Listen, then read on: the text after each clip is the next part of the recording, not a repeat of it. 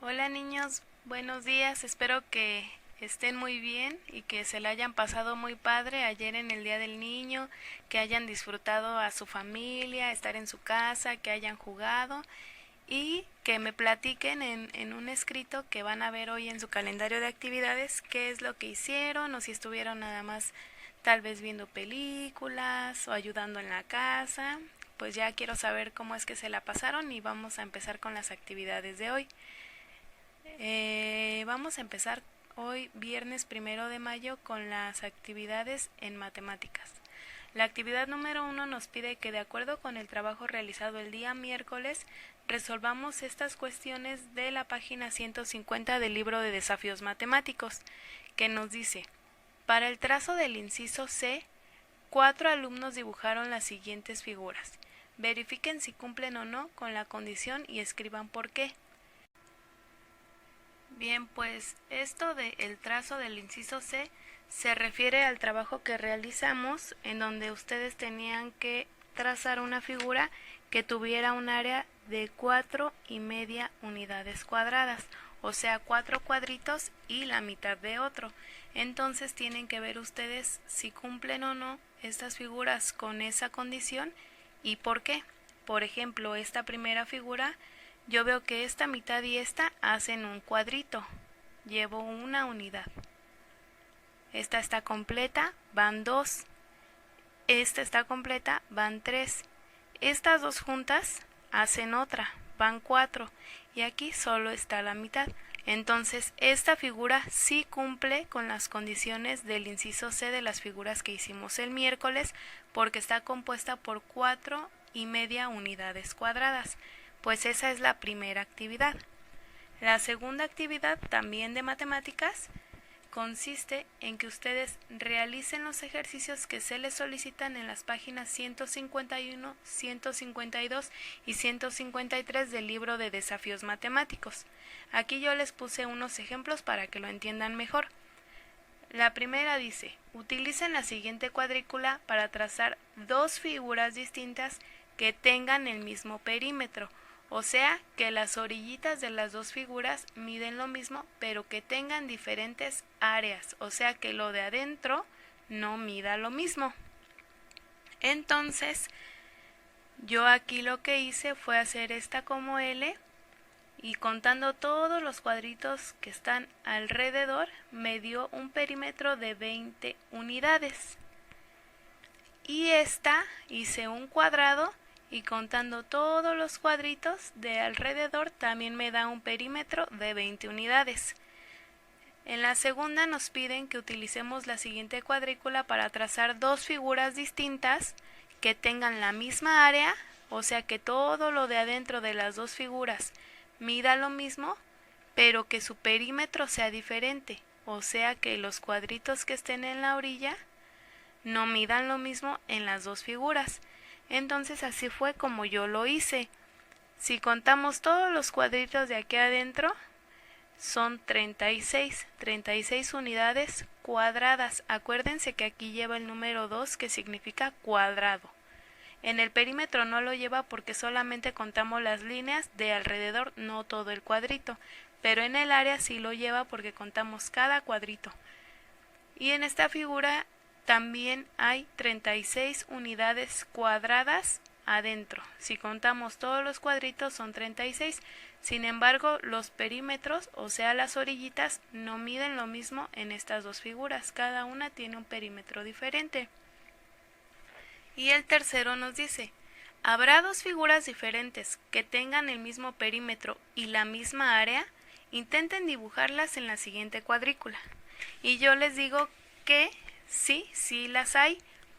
Y yo aquí ya les puse un ejemplo. Esto es algo que ustedes tenían que descubrir por sí mismos, pero yo entiendo que es más complicado hacerlo desde su casita, entonces yo les puse aquí un ejemplo. Esta figura tiene un perímetro de 10. Toda la orillita, si sumo todos los cuadritos de la orillita, me da 10. Y esta figura también tiene un perímetro de 10 unidades. Y tienen un área las dos de 4 unidades cuadradas. 1, 2, 3, 4. 1, 2, 3, 4. Recuerden que cuando no nos especifican si son metros, centímetros, debemos de poner una U que significa unidades, y ya sea cuadradas o simplemente unidades, como en el perímetro. Esto también es algo que ya habíamos visto en el salón de clases y solamente se los estoy recordando. Por la materia de matemáticas, estas van a ser todas las actividades. Ahora vamos a pasar a las de español. En español lo que vamos a hacer va a ser la planificación de un relato. Nosotros ya leímos diversos relatos, ya vimos cuáles son sus características, ya vimos que tienen narrador, ya más o menos tenemos la idea de lo que vamos a construir. Entonces, para planificar este relato, debemos de hacer primero estas preguntitas, resolver estas preguntas que son las que nos van a guiar. ¿En qué lugares o escenarios se desarrollan las acciones? ¿Dónde es que se va a desarrollar esa historia que ustedes van a inventar? ¿Cómo empiezan las historias? ¿Cuáles son los conflictos? ¿Cómo se solucionan? Ustedes ya vieron algunas historias, fíjense cómo empiezan, cuáles son los conflictos y cómo se solucionan para que ustedes lo tomen como ejemplo cuando vayan a escribir la suya. Entonces, a partir de esto, pueden resolver este formatito que es una guía para que ustedes puedan escribir más fácil su historia. ¿Qué personajes serán? Ya vimos que en las historias había, por ejemplo, un tigrillo, un conejo. Entonces, para su propia historia, ¿cuáles van a ser los personajes? ¿Dónde van a ocurrir los sucesos? También recuerden que para que la historia tenga una secuencia, debemos de describir los siguientes aspectos. ¿Cuándo comienza? ¿Qué es el conflicto que se plantea? ¿Y cómo es que se soluciona? ¿Y cuándo se soluciona?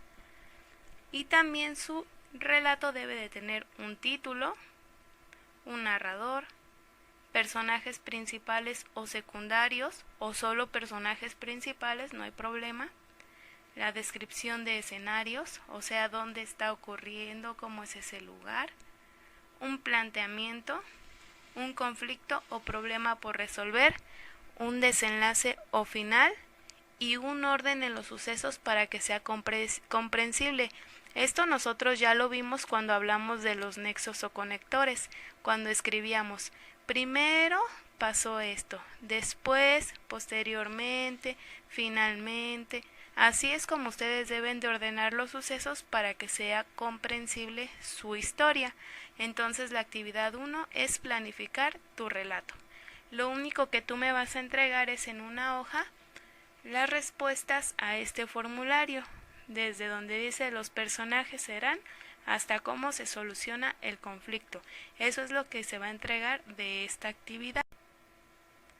En la página 119 de nuestro libro de español, si gustan pueden sacarlo, nos dice y nos hace la recomendación de tomar en cuenta estos 4 aspectos. Pero como tal vez son un poquito confusos de entender, yo aquí se los voy a explicar. Nos dice que para escribir nuestro relato debemos de hacer uso de tiempo pasado en el narrador y del presente en los personajes. ¿Esto qué quiere decir? Que cuando el narrador hable, va a hablar en tiempo pasado. Por ejemplo, luego el conejo corrió. Corrió está en pasado, es algo que ya hizo. Y se colocó, eso también ya pasó, detrás de una peña. Esto es hablar en tiempo pasado, cuando escribimos algo que ya fue o que ya pasó. Por ejemplo, comió, brincó, bailó, estaba, hacía. Todo eso está en tiempo pasado, entonces siempre que el narrador hable, va a hablar en tiempo pasado porque nos está contando una historia que ya sucedió. En cambio, cuando los personajes hablen, van a hablar en tiempo presente, o sea, algo que está ocurriendo en el momento. Por ejemplo, no, señor Tigrillo, aquí estoy levantando al mundo, estoy sin comer, ayúdeme. Aquí nos está hablando en tiempo pasado, nos está diciendo, aquí estoy, ahora en este momento estoy aquí. Entonces, nos está hablando en tiempo presente. La segunda indicación es que hagamos uso de comillas para indicar los diálogos de los personajes en discurso directo y guión largo para los diálogos. Ya hemos hablado muchas veces en clase del discurso directo y del discurso indirecto. Entonces recuerden que el discurso directo es el que dice el personaje. Aunque alguien más lo esté narrando, se escribe como si el personaje lo estuviera diciendo. Por ejemplo, volvió a encontrar el tigrillo al conejo y le dijo: «Te voy a comer porque me engañaste». Aquí está hablando el narrador, porque está hablando en pasado. Volvió a encontrar el tigrillo al conejo y le dijo. Y aquí es donde empieza las comillas, porque ya está hablando como si fuera el personaje. Esto ustedes ya lo saben porque ya lo hemos visto muchas veces. Y nos pide que usemos guión largo para los diálogos. Aquí hay un ejemplo del diálogo entre el conejo y el tigrillo. El tigrillo le dice: «Conejo, ahora sí te voy a comer». Y el conejo le responde: «No, señor tigrillo, déjame medir mi tambor y luego me comes». Entonces, estos diálogos se abren con un guión, que es esta rayita. Cada que va a empezar a hablar un personaje sin necesidad de que el narrador diga qué es lo que va a pasar. Esto también ya lo habíamos visto en clase y espero que se acuerden. También nos pide hacer uso de acento gráfico en verbos que estén en tiempo pasado y conjugados en primera y tercera persona del singular. La primera persona del singular es yo, porque recuerden que las personas del singular son yo, tú, él, y del plural nosotros, ustedes, ellos.